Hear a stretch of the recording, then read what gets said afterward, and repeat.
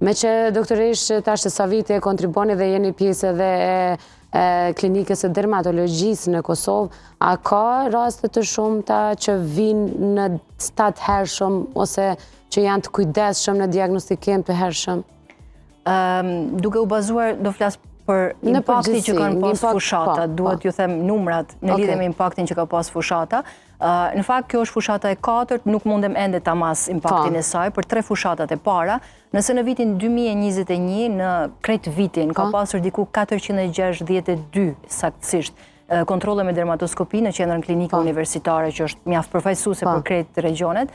Në fund të vitit 2024, vetëm për vitin 2024, kemi pasur diku 1560, të më thonë më shumë se trefishuar numri kontroleve me dermatoskopi dhe që tregon impaktin e fuqishëm që ka patur fushata për vetëdijsimin e popullatës për kontrolet e hershme të lezioneve të dyshimta apo që mund të jenë të reja, të rrezikshme. Kjo është ajo që ne dëshirojmë, jo patjetër do të jetë kancer, better safe than sorry. Gjithmonë më herët më mirë. Më mirë.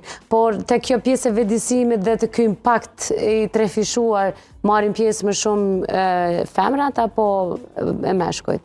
Në të vërtet, femrat ato janë ato që i ngrehen edhe meshkujt për të ardhur, gjithë familjen, edhe fëmijët, po ashtu kemi një numër të rritur të fëmijëve që vinë për kontrole, për nishane, ne e dim që të fëmijët është e pritshme të ketë nishane të reja, megjithatë vinë të interesuar për kontrole. Kështu që femrat janë ato që i tërheqin edhe këtë familje. Domethënë ne të drejtohemi femrave që të marrin të gjithë. Statistikat tregojnë që femrat edhe janë ato që preken më së shumti, më shpeshti nga kanceri i lëkurës, ama rastet më agresive janë te meshkujt, kur paraqiten te meshkujt.